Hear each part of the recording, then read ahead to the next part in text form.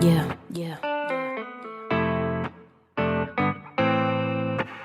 and gentlemen, welcome to another episode of Extra Time TV. We're here on the Avenue once again. The action continues. We had a day filled with games, 4 games, both played at the same time, so it's a bit of a challenge. James and I have to try to, split our minds both ways. So, James, the folks, before we get into the football, let us know why the kind folks should be coming down here, because it's buzzing with activity. Well, come down and join us here at Smokey and Bunty's on the Avenue.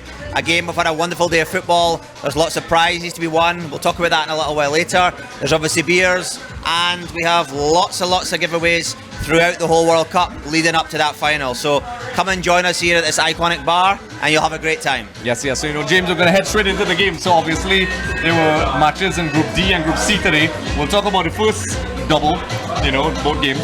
So, Australia took on Denmark, Tunisia took on France. So, obviously, people were talking about, Denmark is a really strong team. Some people were already even speaking about them in the next round. You and I were discussing the permutations. However, Australia sprung a surprise and got a 1-0 victory over Denmark with a goal from Matthew Leckie. So James, what did you think about this result? Because both of us fancy Denmark. What did you think about that? Well, this was a very, very interesting game. I actually watched this one probably a little more detailed because obviously, as we know, both games going on at the same time. I thought Australia started a little brighter than we've seen in the past. They're usually such a workmanlike team. They grind out results, and yes, it was a 1-0 victory, but they looked a lot flashier, a little bit more pace, a little bit more creativity. Leckie took his goal fantastically. I thought Jackson Irvine was very good as well, but I was bitterly disappointed in Denmark. I thought from Kasper Schmeichel right through the team to Brathwaite up top, they did not really show up. They tried, but I mean, to me, even the goal that Schmeichel lost, I think he could have probably done better. I think he dives backwards between as the ball comes through a player's legs, and he'll be disappointed. The whole team will be disappointed, and obviously they're not going to the next round. Yeah. We're going to take a quick look at the stats. Obviously, once again, it's a lot of imbalances in terms of the possession. 31% for Australia, 69%, 13 shots overall for Denmark, 8 for Australia, 3 on target, which is the key component we need to look at for Denmark, versus 4 for Australia. James, usually these games are hard to predict. We've been having a hard time talking about this, but formations-wise, before we move along, so you can give me your thoughts. Australia played a 4-4-2, and Denmark played a 4-3-3.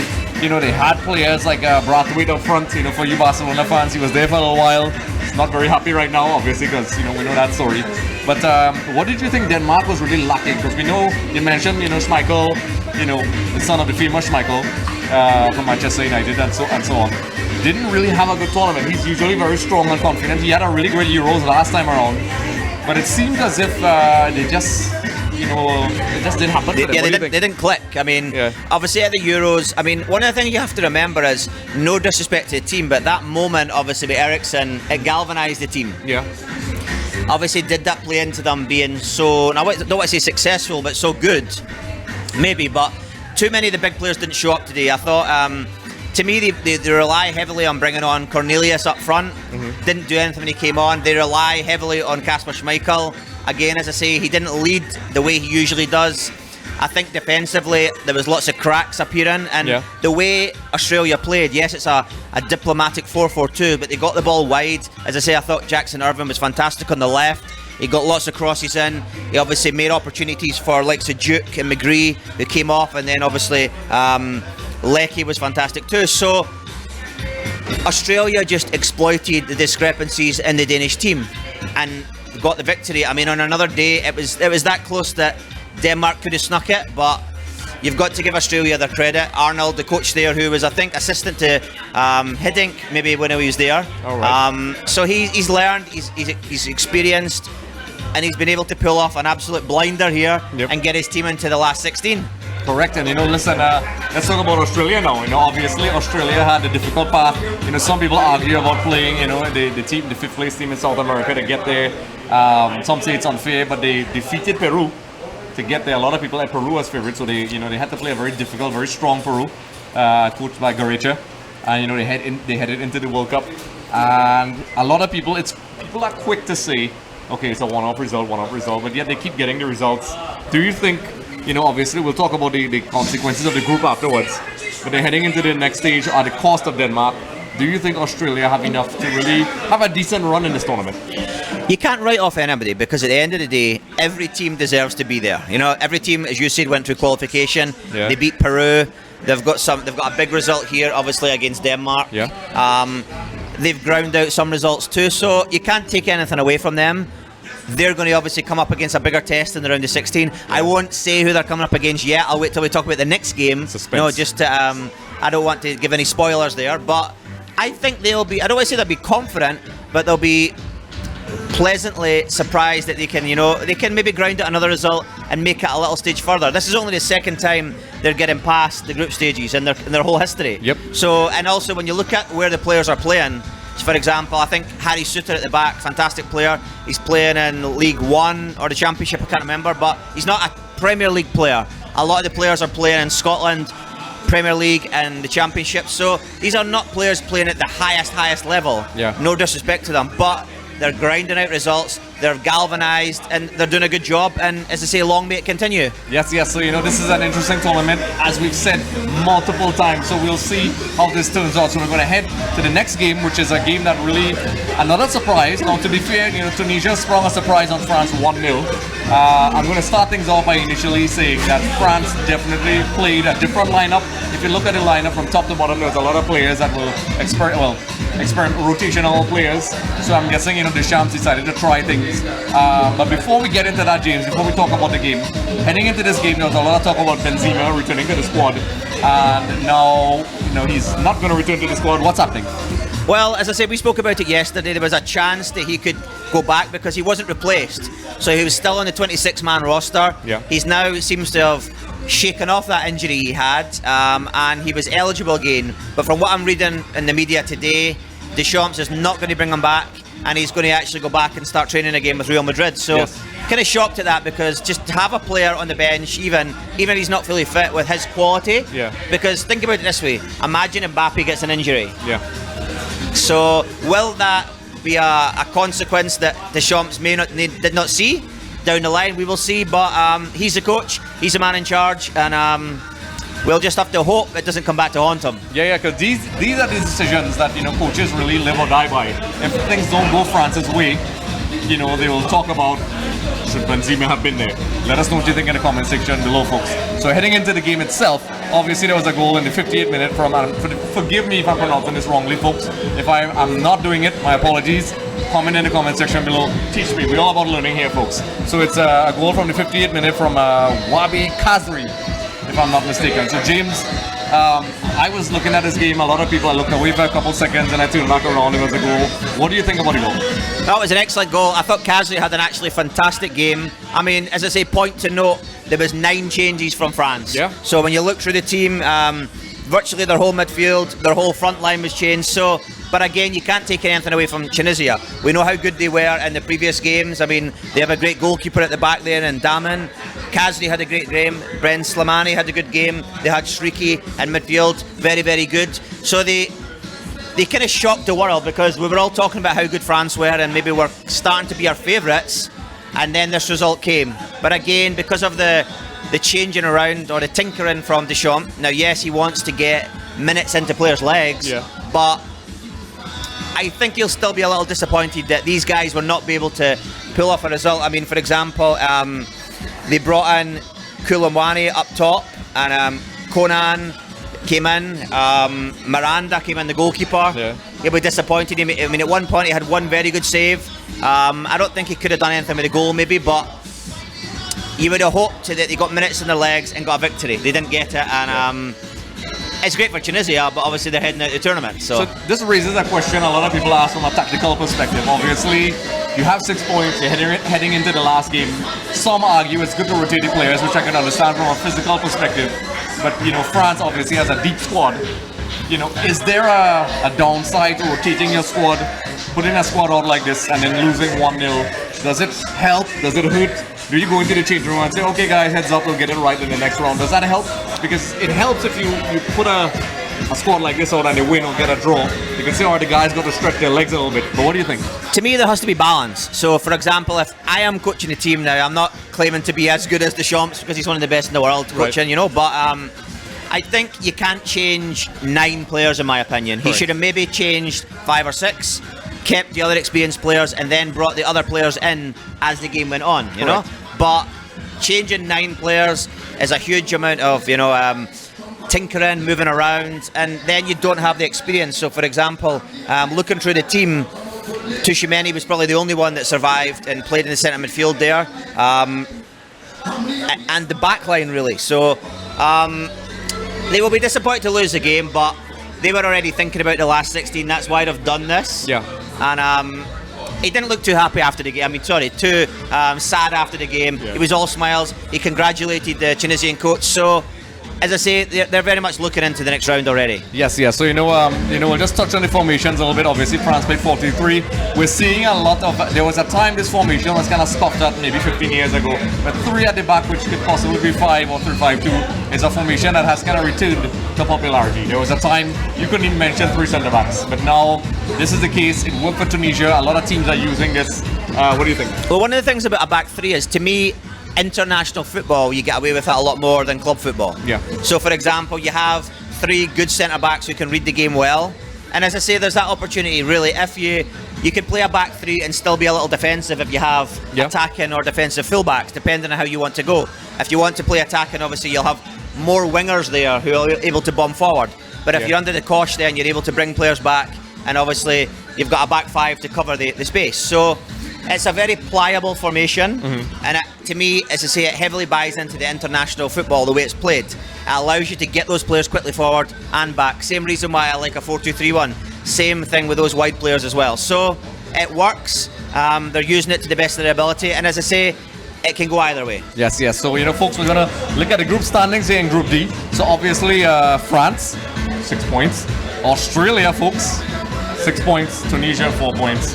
Denmark, I'm disappointed because I really like Denmark at the bottom of the table with 1 point. James, obviously, what do you think? But on that point, Andre, if you don't put enough in, you don't get enough out. Correct. And that's what's happened here with Denmark. So, yes, we can say we like Denmark and we wanted them to progress, but they didn't do enough on the day, all 3 days. So it's not just one game. Yep.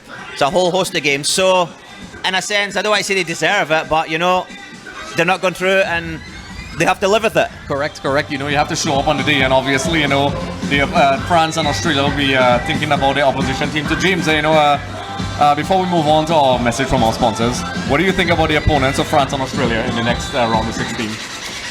Well, as I say, we'll come to that one at the end. I don't want to surprise suspense. All right. the fans, because we're going to talk about those 2 games, and then we'll come back to that. So you just, as you say, hold your horses, as we say in Scotland, a little bit, and you'll get to see who they play next. Yes. So, folks, obviously we're going to have a message from the kind folks of our sponsors, Biotech. So let's hear what they have to say. Biotech Plus is internationally certified for all clinical disinfection and sterilisation, all infectious disease control and surgical instruments.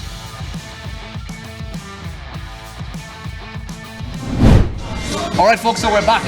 The game of the day, unfortunately for me, which started off really stressful.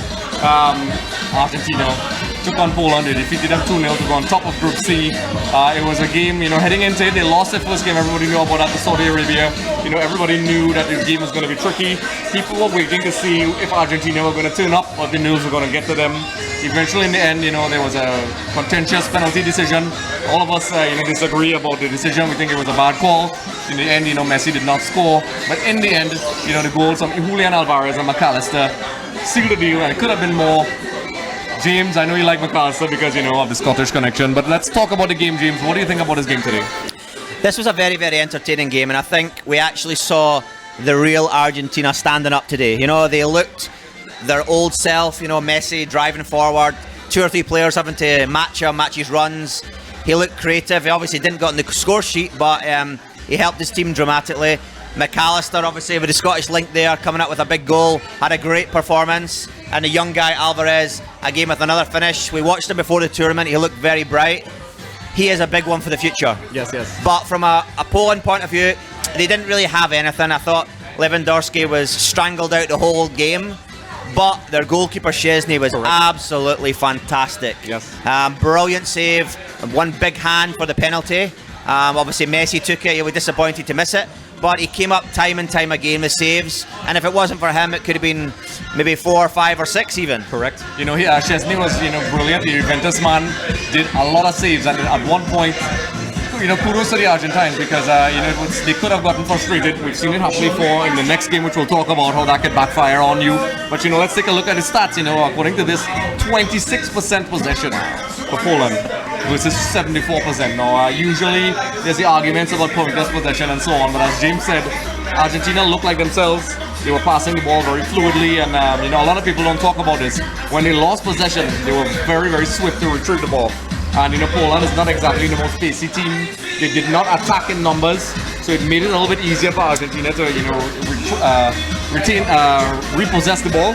And you know, eventually in the end, Argentina got the victory. There were a couple of chances in the end for Martinez and a couple other players.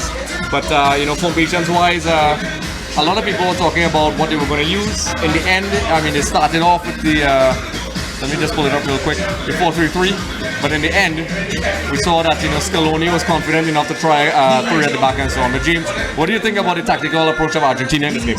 Well, I liked it because, to me, again, very pliable, getting players forward. What I like about, for example, McAllister, Fernandez, De Paul, they kind of switch sometimes with Di Maria. They get a little further forward, they drop in, and it shows you the cohesiveness that the team has, that, you know, they're midfielders, but they actually can get forward as well. And the whole team is playing together as a team. So those 6 players basically going forward, they know their role, they know their function very well, and they seem to have a wavelength that, you know, for example, when the ball's wide, somebody bombing in there to get in, and we saw it with the goal from McAllister, I think it was. So they're on the same wavelength, and as I say, they seem to be growing from strength to strength. I thought defensively, to me, Otamendi's been fantastic in the tournament. You know, he's an older player, but he's organised, he's composed, and I think he's led from the back, as well as, obviously, Martinez didn't have a lot to do today, but he's a very good goalkeeper too. So I think it's the right system for Argentina. We'll see when they come up against a pacier team, that, you know, how they cope, but at this particular moment they've been good. I mean, switching to the other side, I think Poland, it looked like they played a 4-4-2, but at times it was more like a 4-5-1, because Lewandowski was up top on his own.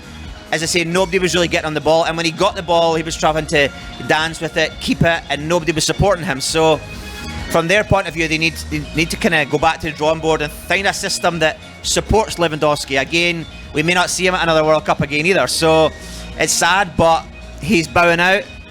He'll be happy with his 1 goal, maybe, or maybe not. Szczesny, again, though, to me, was a man that came up top for Poland. Yes. You know, one of the things, this game was very complicated, which we'll talk about at the end in terms of the match permutations and statistics and so on. We had lots of videos all over the internet. James and I and a couple of my friends were sitting down and trying to work out who's going to get what, the various scenarios. And, you know, for Poland, this was very interesting because as it stood entering the game, Poland were pretty comfortable. And then as the results in the other game, which we'll talk about in a little while, we're not going to jump the gun yet, when Argentina scored that second goal, it sort of complicated things for Poland. And do you think that, James, Poland tried to play, I think, not necessarily for a draw, but because they lacked, as you said, players in the attacking third, that sort of went against them? I think they did, because one of the substitutes, for example, in the second half, they brought on, I think it was a defender, and they were, at that point, I think, 2-0 down, and whereas they should have been going for it to get a goal, to obviously have a better goal difference, they just wanted to protect what they had because they were going through, you know. Obviously it worked out for them in the end, but it was a lot closer than we'd like to believe, you know. Yep. So, you know, folks, you know, we're going to head across to the other game because, you know, I have to be impartial and I talk about Argentina all the time. So obviously Mexico took on Saudi Arabia, and unfortunately Mexico got the 2-1 win, but it was not enough to get them through. Saudi Arabia kind of rained on their party, and now obviously Argentina and Poland. But it wasn't as simple as that, folks. You know, obviously it was a goal from Henry Martin and Luis Chavez. So, you know, obviously that goal pretty much put the pin through the hearts. I love that expression because that's how it felt. Because Mexico once again suffered from that goal scoring, finishing that they didn't have in a long time. You know, even Funes Mori came on, and he couldn't get that goal in, and eventually in the end it looked like Mexico was going to just snatch it from Poland, and it didn't happen. What happened, James? What happened to Mexico? Well, I think Mexico were obviously in the ascendancy, and they were just trying too hard to get that third goal, and obviously Saudi Arabia came and scored that wonderful goal there for Al Dawsari, who, as I say, you say put the pin through the heart. I mean, at that point, the only thing is, from our point of view, Poland were still going through on fair play, from what I hear. So they still wouldn't have really made it, but they weren't to know that, you know. I have to say, Mexico looked very good again. Good on the ball. They pressed Saudi Arabia back. The goalkeeper Saudi Arabia had a very good game again, Al-Awas. But it was a fantastic free kick from Chavez. I mean, top drawer, probably to me a little better than Rashford's one yesterday or the day before. So, and it's only the second free kick goal in the tournament, which is to me absolutely unbelievable, crazy, because usually we've had 3 or 4 by now. So, as I say, Mexico will be disappointed, obviously heading home now, but again, you've had 3 games to show what you can do, 3 games to qualify, and they just fell short. Yes, and you know, unfortunately for Tata Martino and his men, there's a lot of pressure in Mexico. While he's a really good coach with a really good track record, he got to 2 Copa America finals, he did pretty well in Barcelona, Atlanta United, not Atalanta, that's a whole different team.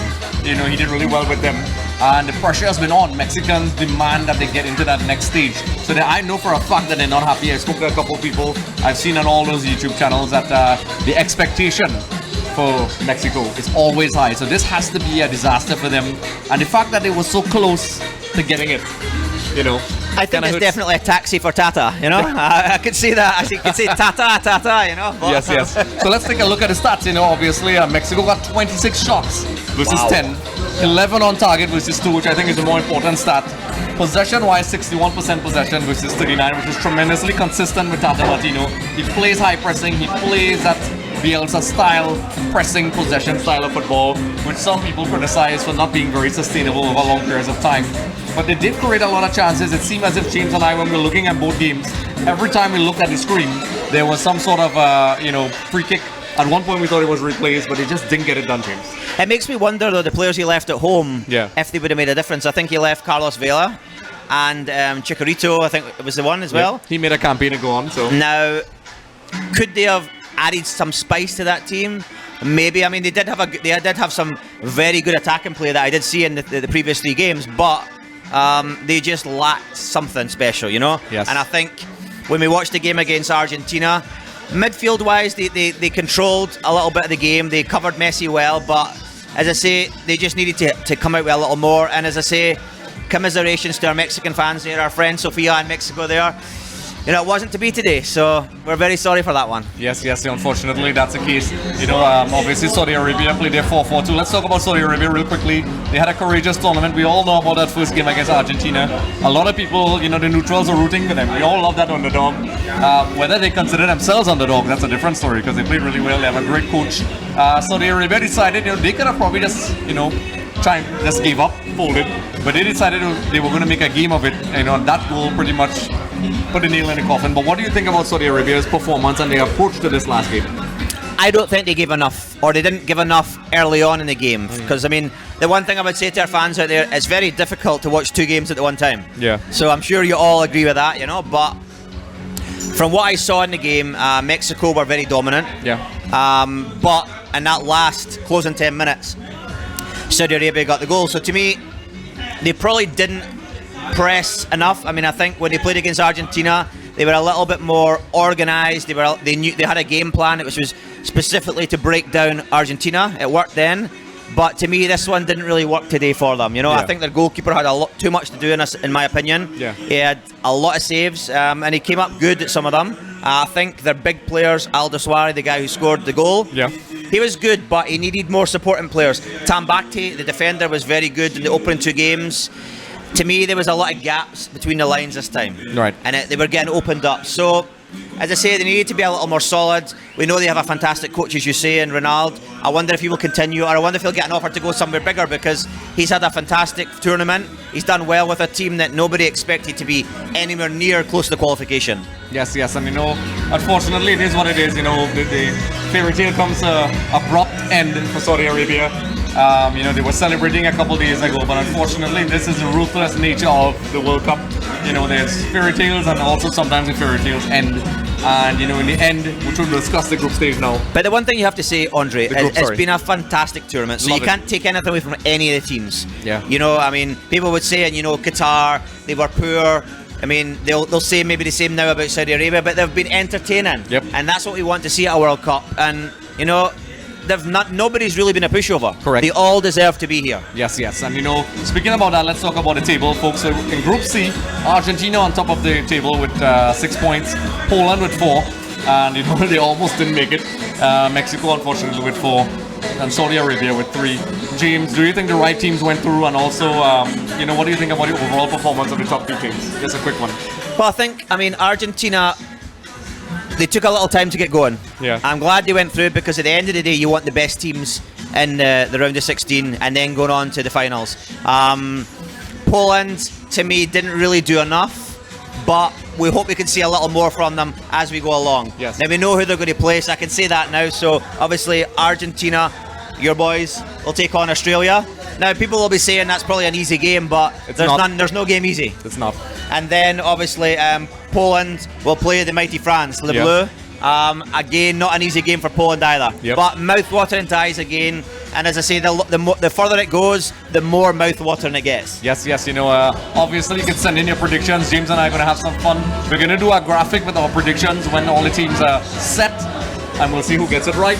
We'll see who gets it right. And one thing to note, all our fans out there, make sure you come down and follow us and check us out here at Smoky and Bunties. I think this week Saturday we have Parang as well. So if you like Parang, make sure you come down, you know, and enjoy the festivities, the fun, and you know, the football as well. Yes, yes. We're enjoying it, and you will have a great time too. Yeah, this is my poor impersonation of the, you know, Jacks or whatever. But, you know, obviously, in addition to that, James, you know, we have to talk about that trip for 2 to Tobago. Let us know about that.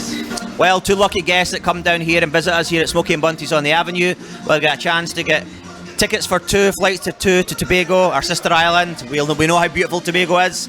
So come down here, support us, especially in that final where we will draw the winner to that wonderful prize from Venture World Travel. Yes, yes. I want it, and you want it too. Yes, yes, yes. I'll probably come in disguise and enter. And also, we're on television as well. Folks, James, tell us about the lovely channels. Yes, we're with our friends QNN Sports in Suriname and METV here in Trinidad and Tobago. They're doing a great job in keeping you all up to date, and also we have our YouTube channel as well. So, Yes. and actually, there may be a few more coming as well. Yes, yes, folks. So EXTV is spreading like not the coronavirus, but a really good virus.